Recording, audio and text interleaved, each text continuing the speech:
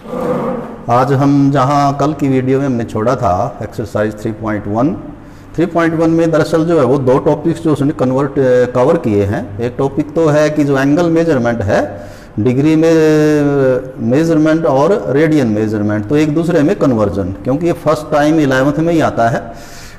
10th तक हम angle जो है वो डिग्री मेजर में पढ़ते हैं, 90 डिग्री है, 120 डिग्री है, 60 डिग्री है।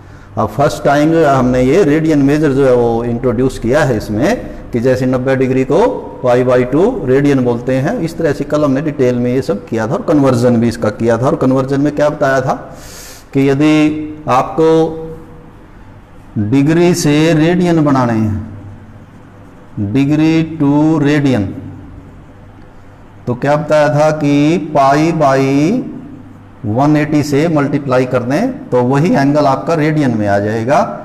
और रेडियन टू डिग्री में यदि कन्वर्ट करना है डिग्री में, तो इसका उल्टा कर देंगे 180/π, and then we shall put the value of phi, that is 22/7। और इस एंगल को, डिग्री वाला जो एंगल है वो हम सेकंडों तक जो है वो निकालना हो सकता है। तो सेकंड्स तक ये एंगल जो है वो निकाल के दिखाएंगे, उसका जो इक्विवेलेंट एंगल है रेडियन का। तो अब दूसरा जो टॉपिक है इस एक्सरसाइज में, दैट इज ये रेडियन मेजर से ही एक तरह से जुड़ा हुआ है कि in any circle of radius are,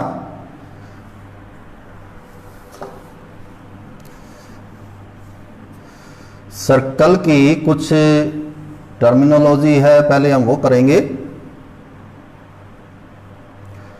10वीं तक खास करके जो हिंदी मीडियम के बच्चे हैं उन्हें थोड़ा सा ये टर्म्स नई लगती हैं। तो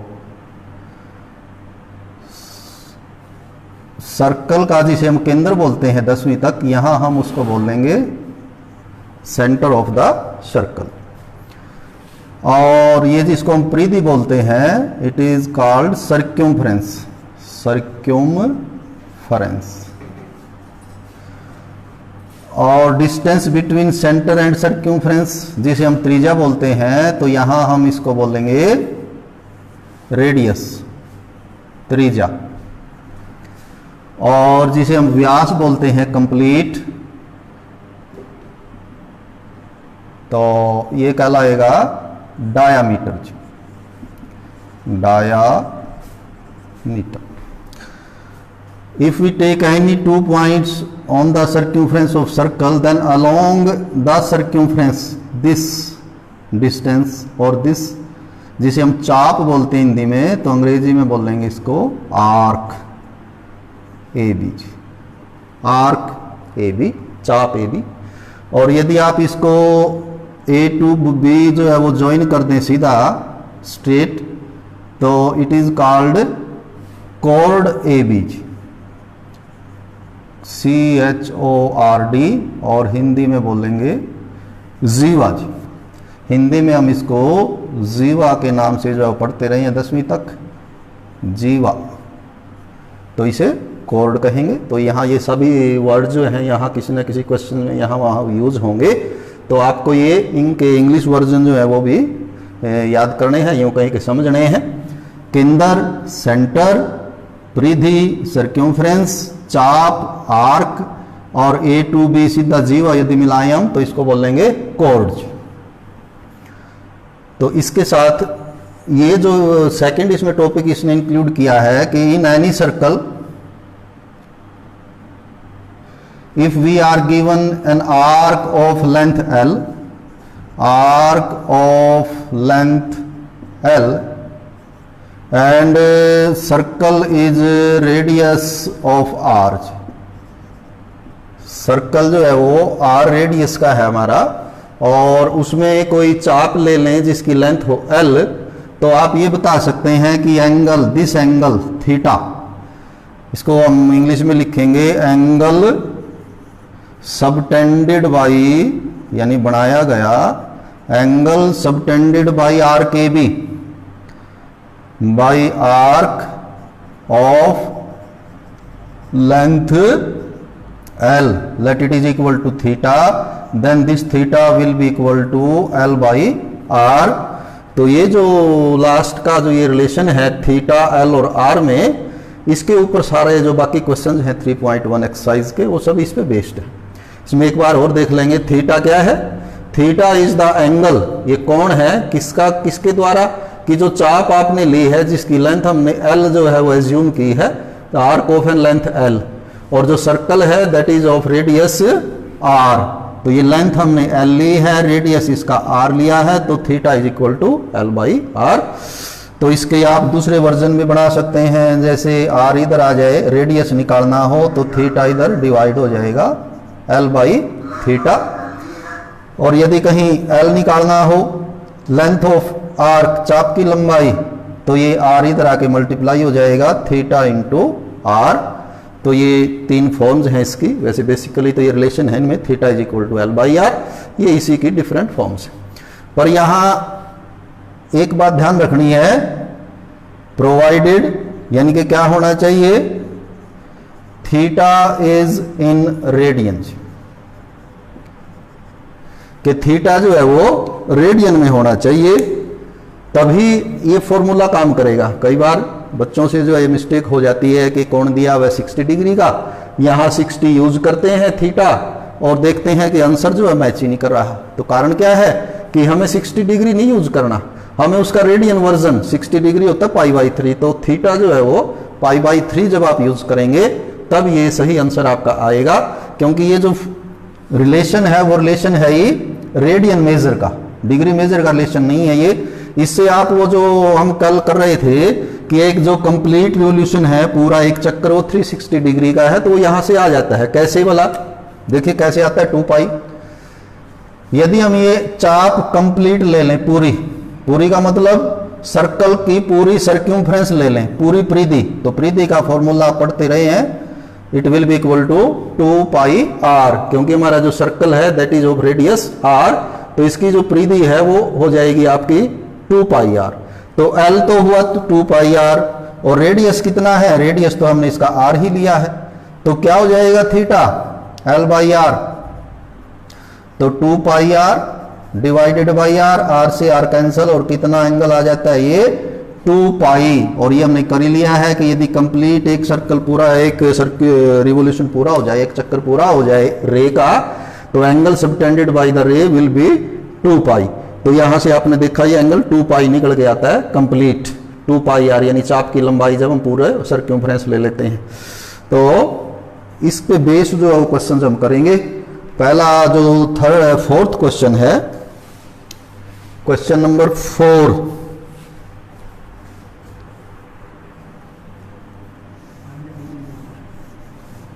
क्वेश्चन नंबर 4 है, find the degree measure of angle subtended at the centre of circle of radius 100 centimetre by an arc of, तो बिल्कुल सीधा सीधा दिया हुआ है। क्वेश्चन नंबर 4 में लेंथ ऑफ आर्क दी हुई है जी, चाप की लंबाई, लेंथ ऑफ आर्क यानी कि चाप की लंबाई, it is equal to 22 centimetre, यानी चाप जो है वो 22 सेंटीमीटर लंबी है, और radius of circle, radius of circle is 100 centimetre. आपको क्या निकालना है, angle subtended at the centre, angle subtend का मतलब होता है बनाना जी, angle subtended at the centre, वृत्त के केंद्र पर इस चाप द्वारा बनाया गया कोण let it is theta will be equal to, तो सिंपली है एल बाई आर, दोनों हमें दिया हुआ है, एल हमें दिया हुआ है 22 और आर दिया हुआ है 100, लेकिन ये जो एंगल है वो क्या है, रेडियन है, 22 बाई 100 रेडियन है। परंतु उसने क्या कहा क्वेश्चन में, फाइंड द डिग्री मेजर, कि एंगल रेडियन में नहीं पूछा उसने, यदि रेडियन में पूछता तो हम इसको यहीं छोड़ देते, यही आंसर होता हमारा, लेकिन वो कहता है कि डिग्री में बताइए। तो ये हमने यहां लिखा हुआ है कि रेडियन को यदि डिग्री में कन्वर्ट करना हो तो 180 बाई पाई से इसको मल्टीप्लाई कर दें।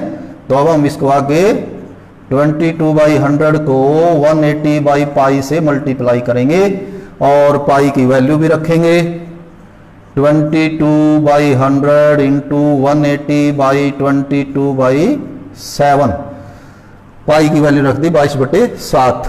तो 22 से आपका 22 कैंसिल हो जाएगा, अच्छा जी, 0 से 0 कैंसिल हुआ, 2 पे और कैंसिल कर सकते हैं हम, तो ये हुआ आपका 9 इंटू 7 63/5 डिग्रीज, 63/5 डिग्री। लेकिन जैसे बताया है कि डिग्री में आपको जो एंगल है वो सेकंडों तक निकालना है, तो पहले आप 63 को 5 से डिवाइड करेंगे तो ये बनेगा 12 होल नंबर 3/5 डिग्री। 12 सही 3/5 डिग्री आएगा, 63 को 5 से भाग करके देख लें। तो ये जो 12 आया है ये तो आपका कंप्लीट हुआ 12 डिग्री। ये जो 3/5 डिग्री है इसको 60 से मल्टीप्लाई करके हम मिनटों में कन्वर्ट कर देंगे, मिनट बना देंगे इसके। तो देखिए 5 से ये 12 पे कैंसिल, 12 3 36, तो कुल मिला के आंसर आएगा 12 डिग्री 36 मिनट। ये फाइनल आंसर होगा इस क्वेश्चन का। तो बड़ा सिंपल क्वेश्चन था, कंप्लीट। आपको एल दिया हुआ है, लेंथ ऑफ आर्क जिसको हम एल बोलते हैं, और रेडियस ऑफ सर्कल यानी कि आर, दोनों ही चीजें दी हुई हैं, एल बी और आर बी। थीटा आपको निकालना है और theta is always equal to L by R and that is 22/100 radian, क्योंकि यहां जब भी एंगल आएगा वो रेडियन में ही आएगा। बाद में हमने इसको डिग्री में कन्वर्ट किया है। तो ये आपका जो है वो 4th क्वेश्चन था। 5th क्वेश्चन पे आइए। इन a circle of diameter 40 centimeter, the length of chord is 20 centimeter, find the length of minor arc। बड़ा अच्छा क्वेश्चन है, तो हम इसको इरेज कर देते हैं।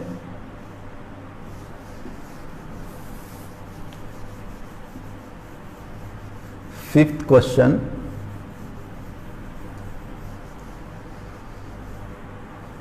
फिफ्थ क्वेश्चन में जो है वो डायमीटर ऑफ 40 सेंटीमीटर लेंथ, तो एक उसमें भी क्वेश्चन नंबर 5 आप इसमें डायग्राम भी बना सकते हैं कि एक सर्कल है और सर्कल भी कितने रेडियस, डायमीटर दिया हुआ है इसका 40 सेंटीमीटर, तो 20 सेंटीमीटर इधर और 20 इधर। तो जो हम पहले आप कैलकुलेट करेंगे रेडियस ऑफ सर्कल कि ये जो सर्कल दिया हुआ है उसका रेडियस कितना है, let it is equal to R.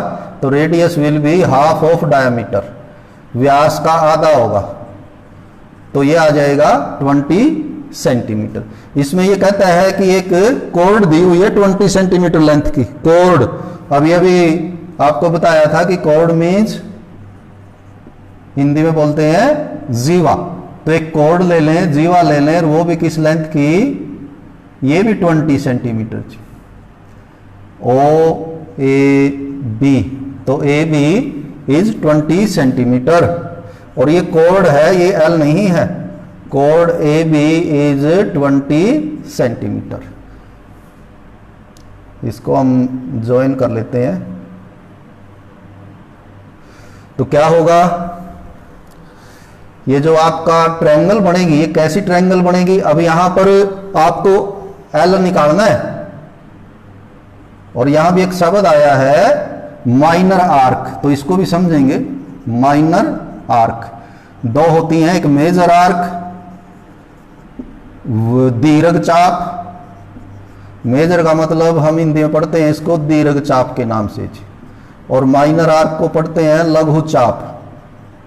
तो होगा क्या कि आपने ये जो कॉर्ड ली है, ये भी कॉर्ड कैसे आती है कि सर्कल पे 2 पॉइंट लेके हम उनको ज्वाइन कर दें तो ये कॉर्ड आ जाएगी।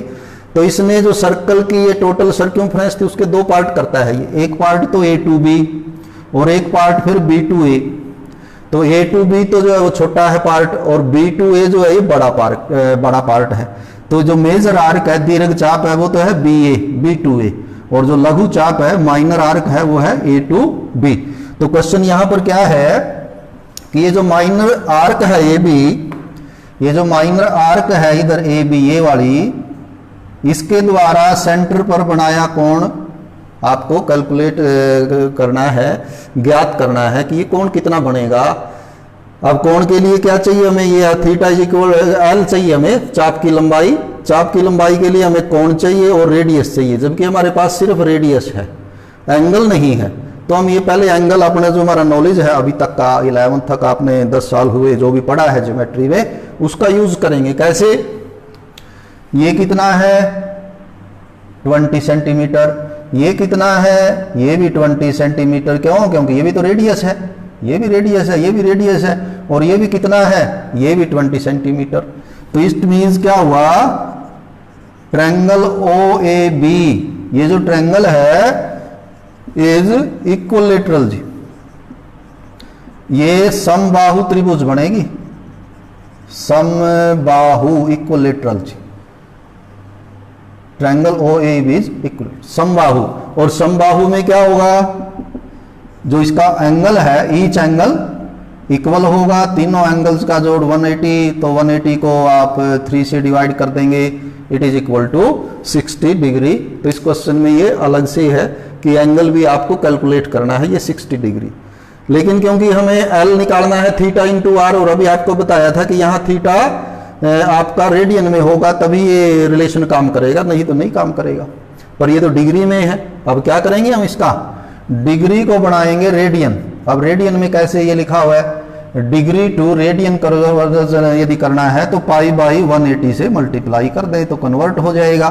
तो पाई बाई 180 से हमने मल्टीप्लाई कर दिया, तो ये आया आपका एंगल पाई बाई 3 रेडियन। तो एक पार्ट तो इस क्वेश्चन का ये है, एंगल कैलकुलेट करना और वो भी रेडियन में, ठीक बात। तो अब आपके पास आर भी हो गया, आपके पास थीटा भी हो गया। अब आप निकाल सकते हैं length of minor arc, length of minor arc, यानी कि एल निकालना है, और एल होता है थीटा इंटू आर। अब थीटा कितना हुआ, थीटा हुआ जी आपका पाई बाई 3 और आर हुआ 20, तो कुल मिला के आया 20 पाई बाई 3 सेंटीमीटर जी। यदि इसको आप और आगे कैलकुलेट करना चाहते हैं तो पाई को 22/7 करके आप आगे फर्दर इसको आगे भी कर सकते हैं। तो 20 पाई बाई 3 सेंटीमीटर ये इसका आंसर हुआ। आगे भी यदि बढ़ाना चाहें, आंसर तो शायद यही दिया हो, लेकिन आप ऐसे भी कर सकते हैं, पाई को 22/7 कर लेंगे तो ये आपका हो जाएगा 440/21, और 21 से इसको डिवाइड करेंगे तो 21 दूनी 42, 2 0, तो ऐसे भी लिख सकते हैं। तो यहां तक भी आप इसको छोड़ सकते हैं, 20 पाई बाई 3 सेंटीमीटर ये है। ये जो माइनर आर्क है आपकी ए टू भी इसकी है। तो ये हमारा क्वेश्चन नंबर 5 था, जिसमें अच्छा इंपॉर्टेंट है, ये देख लेंगे कि इसमें क्योंकि थीटा आपको खुद कैलकुलेट करना है और उसकी हेल्प ये रहेगी कि ये 20-20 तीनों 20-20 होने के कारण ये इक्विलेटरल ट्रायंगल हो जाएगी। तो आगे क्वेश्चन नंबर 6 है,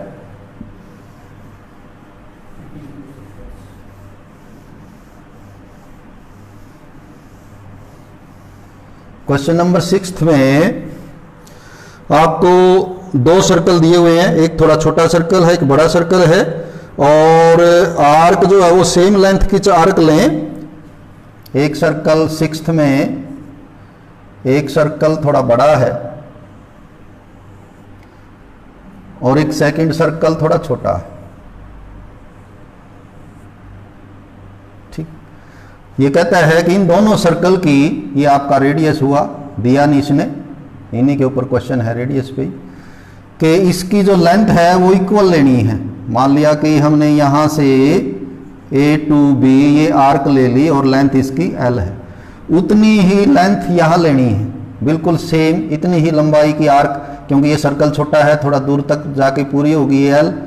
तो ये कहता है कि ये जो बड़ा सर्कल है इस पे तो एंगल बनाता है 60 डिग्री का, वही आर्क, और इस पे वो एंगल बना देती है 75 डिग्री का। तो ये 2 सर्कल हैं, एक सर्कल बड़ा है जिसका रेडियस ज़्यादा है, एक का रेडियस कम है, लेकिन ये जो लेंथ है ये इक्वल है, लेंथ ऑफ आर्क दोनों की इक्वल लेनी है। तो इस पे 60 डिग्री का बनाता है, इस पे 75 का। क्वेश्चन क्या है, find the ratio of their radii, find the ratio of their radii जी। रेडियाई जो है वो रेडियस का प्लूरल होता है, रेडियस का प्लूरल होता है रेडियाई। तो ये कि ये जो 2 इनके रेडियस हैं उनका रेशो क्या है, अनुपात क्या है। तो हम कहाँ से शुरू क्वेश्चन करेंगे, हम इनके रेडियाई मान लेते हैं। Let radius of first circle, जो पहला वृत्त है उसका रेडियस हमने ले लिया r1, और रेडियस ऑफ सेकंड सर्कल उसका रेडियस हमने ले लिया r2, इसका ले लिया r1, इसका ले लिया r2, and length of equal arc, क्योंकि आर्क दोनों में इक्वल है तो वो एल ले लेते हैं, उसको L1 L2 मानने की जरूरत नहीं है, क्योंकि दोनों में इक्वल है, दोनों की एल ले लीजिए। अब θ1 आपको दिया हुआ है, θ1 means angle subtended by arc of length L at the centre of first circle with angle 60 degree. तो θ1 कितना है 60 डिग्री, लेकिन इस रिलेशन में 60 डिग्री तो काम नहीं करेगा, रेडियन में होना चाहिए, तो इसको रेडियन में कन्वर्ट कर देते हैं। कैसे? पाई बाई 180 से मल्टीप्लाई करके। तो 60 से इसको कैंसिल करेंगे तो कितना आएगा θ1 पाई बाई 3, और θ2 means angle subtended by an arc of length L at the centre of second circle, वो है 75 डिग्री, लेकिन ये भी काम नहीं करेगा 75 डिग्री भी। ये क्या होगा? इसको भी रेडियन में कन्वर्ट करेंगे 180 बाई पाई बाई 180 करके, इसको भी पाई बाई 180 करेंगे तो आप 15 पे कैंसिल कर सकते हैं, 15 पे, 15 पंजे 75, 15 दूनी 30, तो ये आएगा 5 पाई बाई 12। तो दोनों एंगल आपको दिए हुए हैं, ये खुद क्वेश्चन में ही दिए हैं दोनों एंगल, सिर्फ उसने डिग्री में दिए थे, आपको कर लेने हैं ये रेडियन में, और दोनों के रेडियाई आपको मानने हैं, एक का R1 एक का R2, और आर्क ऑफ लेंथ L ये भी आपको इक्वल माननी है, दोनों में काम करेगी। अब फाइनली आपको क्या निकालना है? R1 रेशो R2 निकालना है जी, ratio of their radii, R1 ratio R2 कितना होगा? अब R1 कितना होगा, यहां से निकालिए R1, ये होगा L बाई θ1, L बाई θ1, और जो R2 है, R2 फार्मूला तो यही रहेगा, R2 क्या होगा? L बाई θ2, क्योंकि L तो इनमें दोनों में इक्वल है, वो तो L ही रहेगी, थीटा में फर्क है तो यहाँ θ1 हो जाएगा, इसमें θ2। तो देखियो क्या हो गया, L बाई θ1 इंटू θ2 ऊपर चला जाएगा, θ2 बाई L, L से L कैंसिल हो गया, क्या आंसर बचा? θ2 बाई θ1। अब θ2 हमने कैलकुलेट किया है, ऊपर कितना आया है θ2, ये लिखा हुआ है, इट इज 5 पाई बाई 12, और θ1 ये लिखा हुआ है पाई बाई 3, तो कितना हुआ ये 5 pi by 12 into 3 by pi, ये उल्टा हो जाएगा। तो देखिए कैंसिलेशन के बाद पाई से पाई कैंसल, 3 से 12 कैंसल, तो ये आया आपका 5:4।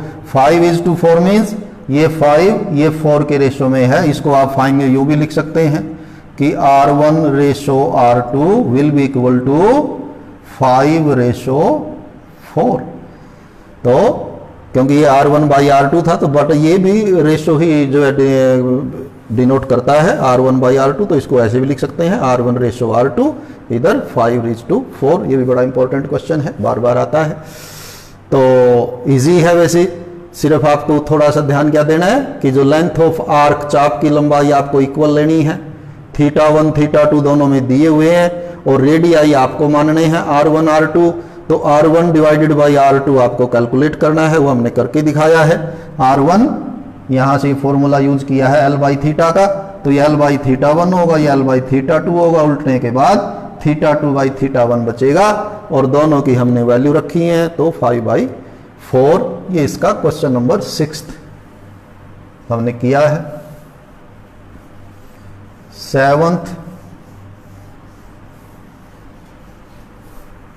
7th क्वेश्चन में वो भी उसके 3 पार्ट हैं, और लेकिन वो इजी है। Find the angle in radian, angle आपको कैलकुलेट करना है, और एक पेंडुलम है, पेंडुलम जैसे आप धागे के नीचे कोई छोटा पत्थर या कुछ बांध के उसको लटकाएं और फिर उसको यूं घुमाएं, तो ये पेंडुलम की तरह इस तरह से घूमेगा कि एक बार इधर इधर इस तरह से। तो यदि आप इसको कंप्लीट घुमा देंगे यूं, तो ये एक तरह का सर्कल बनेगा, सर्कल बनेगा, और ये उस सर्कल की क्या बनेगी, चाप बनेगी। यानी इसको यदि आप पूरा घुमा देंगे यूं, तो चारों तरफ तो एक सर्कल होगा, और ये उसका पार्ट होगा। सर्कल का जो सेंटर होगा वो सेंटर ये होगा। इसका मतलब ये जो लेंथ है ये आपकी रेडियस होगी, ये इसने दी हुई है, क्या दिया हुआ है, लेंथ इज 75 सेंटीमीटर, 75 सेंटीमीटर का धागा कह लें या जो भी है इसका ये पेंडुलम का, तो ये 75 सेंटीमीटर दिया हुआ है। और ये क्या कहता है आगे इसमें ये दिया हुआ है कि ये कितना घूमता है, 3 अलग अलग पार्ट हैं। तो जैसे आप पहला पार्ट करेंगे तो R की वैल्यू तो कितनी लेंगे, तो R की वैल्यू तो रहेगी 75 सेंटीमीटर। और L क्या होगा, L होगा कि जितना ये घूमता है, तो पहले पार्ट में कहता है कि ये 10 सेंटीमीटर जो है वो स्विंग करता है, घूमता है जी 10 सेंटीमीटर। तो आपको एंगल बताना है और वो भी रेडियन में, थीटा बताना है रेडियन में। तो थीटा तो आता ही रेडियन में, इसमें हमें करना ही कुछ नहीं है, सिर्फ क्या करना है L/R। L कितना है 10, R कितना है 75, 5 पे कैंसिल करिए तो कितना आंसर आया 2/15 रेडियन। इस पे आप C लगा भी सकते हैं, लगाना चाहें बिना C के भी लिख सकते हैं 2/15 रेडियन। तो ऐसे ऐसे इसमें 3 पार्ट दिए हुए हैं, सिर्फ उसमें L का फर्क है। सेकंड पार्ट में क्या होगा, R तो यही रहेगा क्योंकि स्विंग तो वही आपका पेंडुलम तो वही है, तो उसका अमाउंट ऑफ स्विंग बढ़ जाता है, यानी कि जो चाप की लंबाई है ये कितनी बढ़ जाती है, ये बढ़ के हो जाती है 15 सेंटीमीटर 15। तो इस केस में अब थीटा कितना होगा, ये जो थीटा निकाल रहे हैं हम, ये वाला थीटा आएगा, ये यहां से लेके यहां तक ये थीटा बनेगा।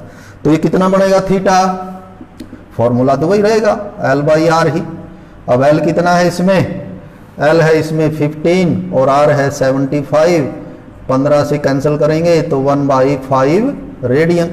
और थर्ड पार्ट में R वही रहेगा 75 सेंटीमीटर और L उसमें बढ़ जाता है, L अलग दिया हुआ है कि पेंडुलम स्विंग्स 21 सेंटीमीटर 21 सेंटीमीटर।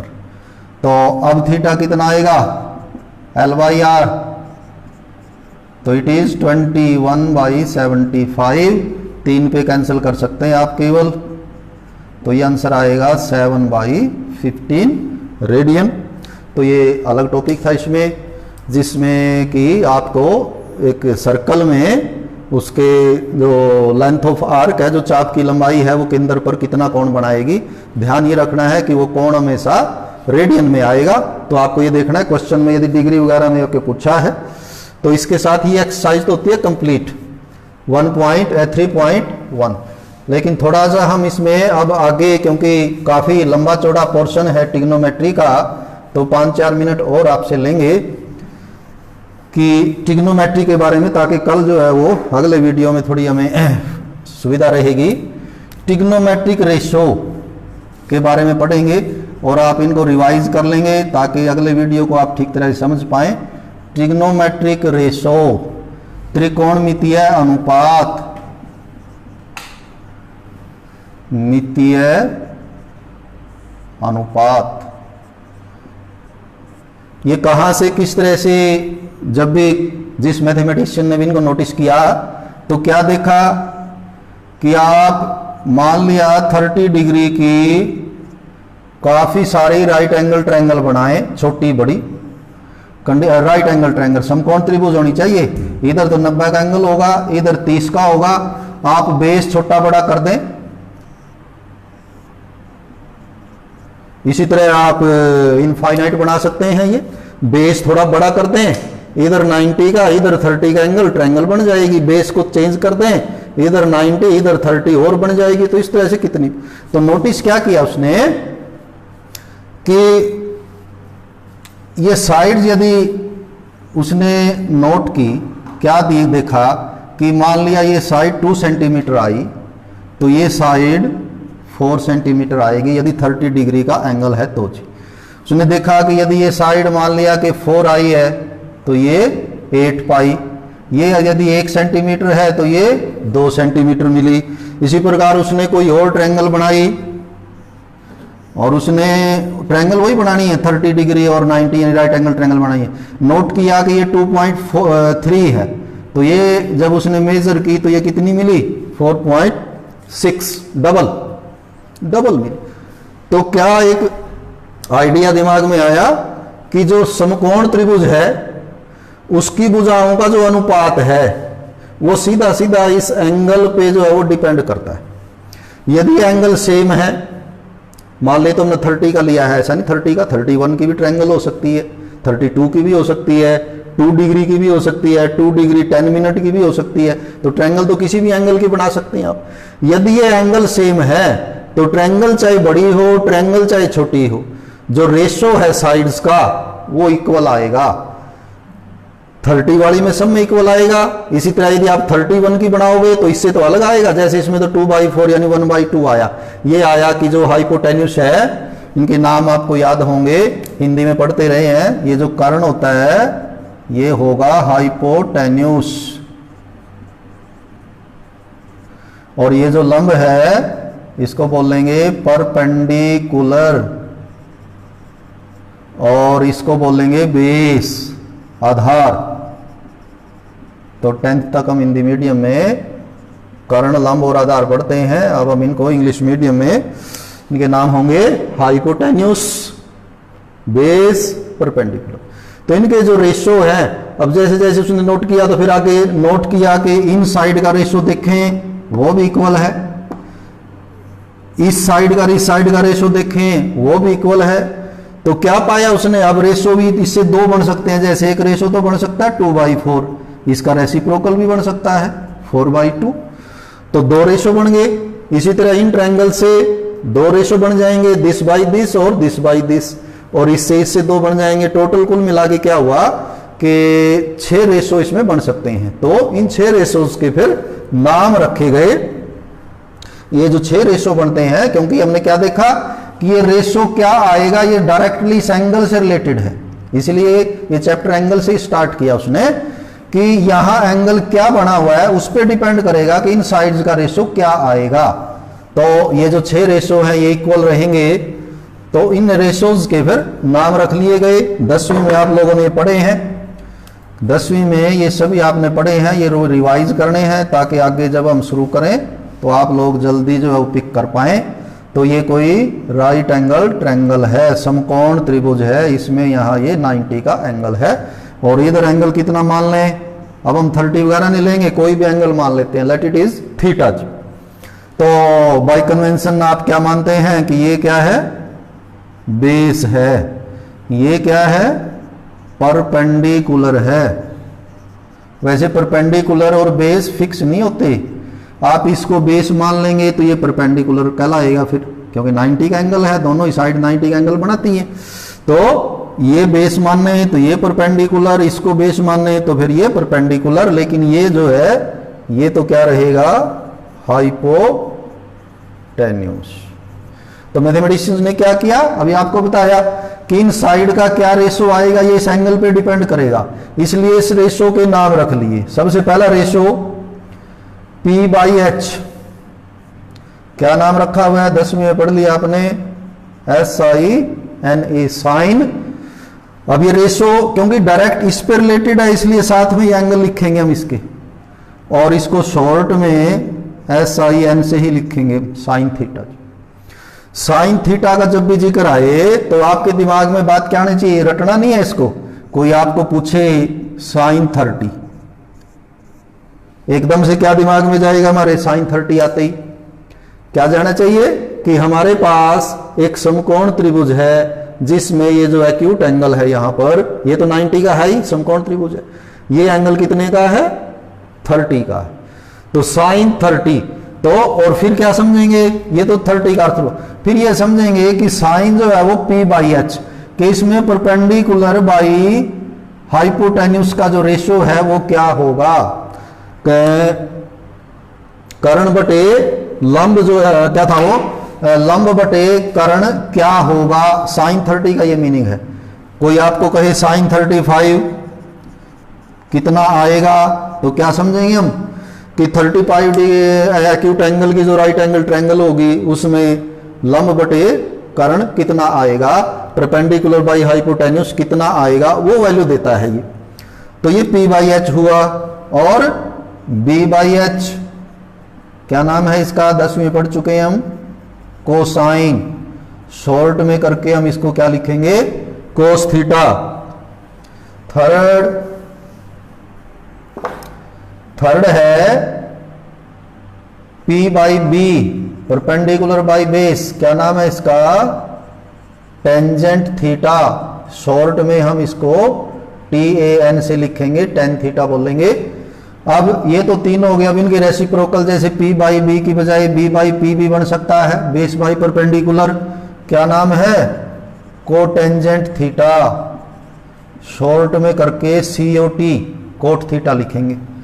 और इसका रेसिप्रोकल क्या होगा, H by B, hypotenuse by base, कर्ण बटे आधार, नाम है सीकेंट थीटा, शॉर्ट में SEC, सीकेंट थीटा ऐसे लिखेंगे।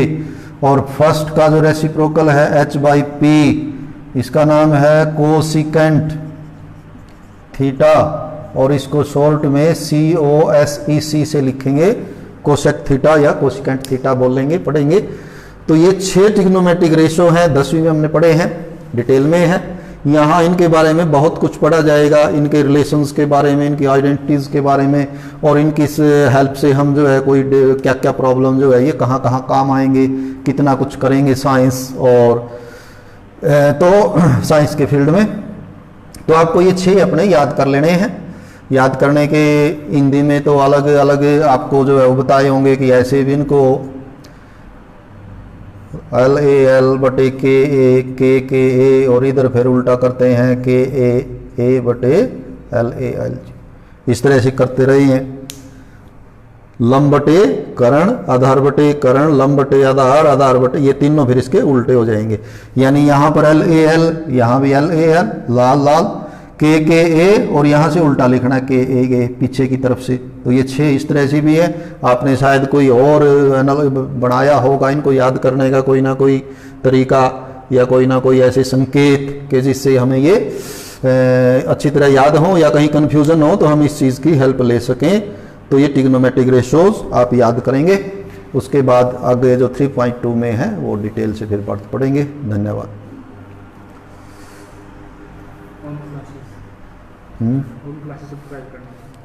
अच्छा, आपसे निवेदन है कि जो ओम क्लासेस का यूट्यूब चैनल है हमारा, उसको अधिक से अधिक सब्सक्राइब करें ताकि हमारा भी उत्साहवर्धन हो और ज़्यादा जोश से और ज़्यादा जो है वो रिसर्च बेस्ड जो है वो आपको पढ़ाया जा सके या हिंट दिए जा सके। धन्यवाद।